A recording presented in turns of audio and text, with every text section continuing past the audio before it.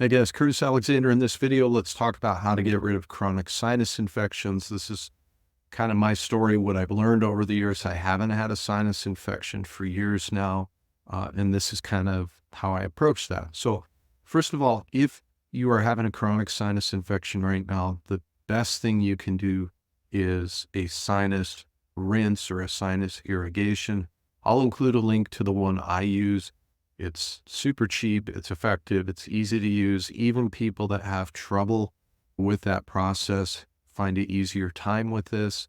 I boil my water before I make up the solution. I want to ensure that we don't have any pathogens in the water, but outside of that, I would do it 2 times a day, absolute minimum. If you have a sinus infection right now, up to 3 times a day, and just keep doing that till you start to feel a bit better. And then institute some of these other things that we're going to talk about.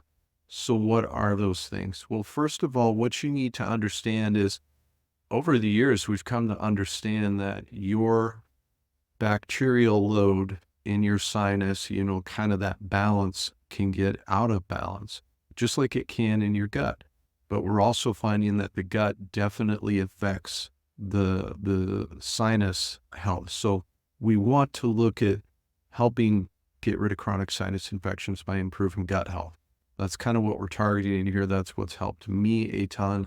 You have nasty things going on in your gut, like biofilms and endotoxin and all these things, if you're not eating in the right way. Okay. Once you start to eat in the right way, that will improve your gut health.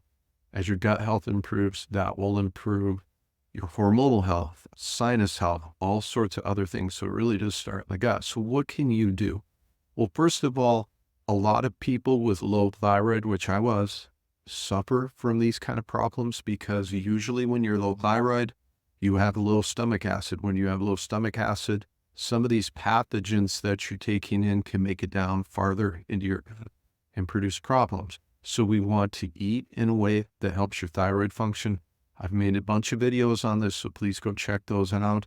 But that's just kind of, we're talking 35,000 foot overview here. You have to eat to support your thyroid. Other things you can do, you can try something like aspirin. Aspirin can be very, very healthy for the guts. I've talked about this before in other videos. If there's risk of bleeding, which there can be with aspirin, and if that's a concern for you, obviously talk to your doctor.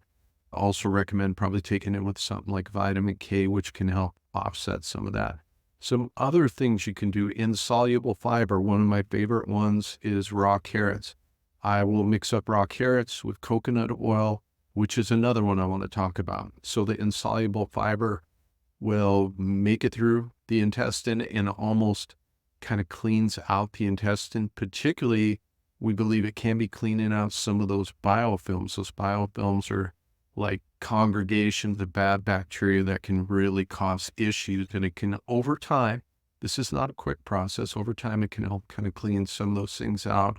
Bamboo shoots, mushrooms, well-cooked mushrooms, adding some coconut oil in with those carrots can also, coconut oil kind of acts as an antiseptic, kind of cleaning out the intestine as well. And then the other thing you want to do is focus on eating easily digestible foods.